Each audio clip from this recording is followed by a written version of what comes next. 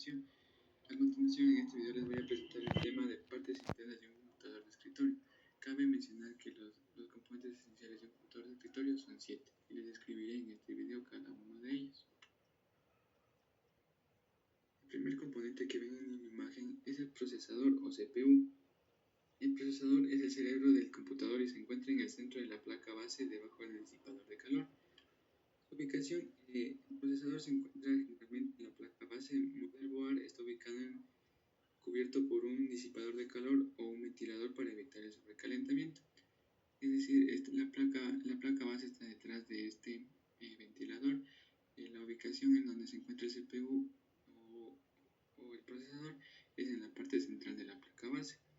El siguiente componente es el disco duro. Existe dos tipos, el SSD y el HDD. El disco duro es el componente que almacena los datos de manera permanente. Los SSD son más rápidos, pero los HDD son más grandes en capacidad por un precio más bajo. El disco duro es un tipo de almacenamiento no volátil, es decir, que cuando se nos va la luz o hay un inconveniente con nuestro computador, al apagarse los datos que estaban empleándose en ese momento se pierden.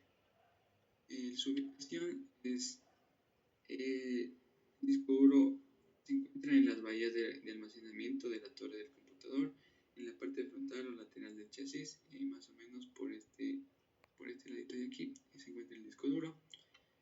El siguiente componente es la memoria RAM o Random Access Memory. La memoria RAM es un tipo de memoria volátil que el computador usa para almacenar datos y programas que están en uso en ese momento. Como les decía anteriormente, este tipo de memoria, cuando se nos va la luz o pasa algún inconveniente, es la única memoria que nos ayuda a restaurar nuestros datos que estuvimos usando antes de que nuestro computador atraviese el inconveniente que tuvimos. La ubicación de la memoria RAM es en las ranuras de la placa madre. Se usa para almacenar datos y programas. Generalmente está cerca del procesador.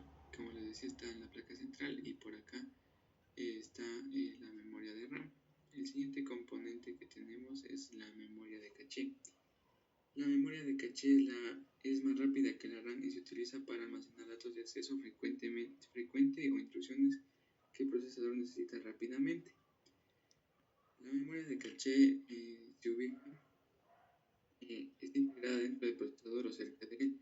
Es decir, el CPU está por aquí, más o menos la memoria de caché estaría al lado, porque las tres memorias están casi cerca. El siguiente componente que tenemos serían los buses de datos.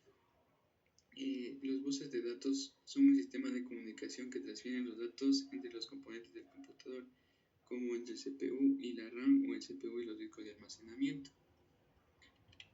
Los buses de datos son cablecitos que están conectados de la fuente de poder al disco duro y a la tarjeta madre. Estos cablecitos de aquí serían los buses de datos. El siguiente componente sería la fuente de poder.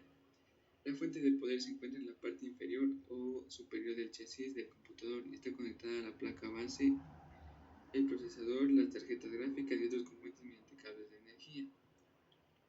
En este caso la fuente de poder se encuentra en la parte superior. En la parte superior convierte la descripción de este sería que convierte la corriente alterna en corriente continua para alimentar los componentes internos del computador. Por último tenemos el componente de la placa madre. Aquí se encuentra el CPU y los diferentes tipos de almacenamiento que les describí hace un instante. La placa base conecta todos los componentes del computador y permite que interactúen entre sí. Es el centro neurológico donde se encuentran las ranuras para la memoria de RAM, las conexiones de la tarjeta gráfica, procesador y los discos duros, entre otros. La placa base es la placa principal del computador donde están conectados. Buen día, mi nombre es Matías Arana.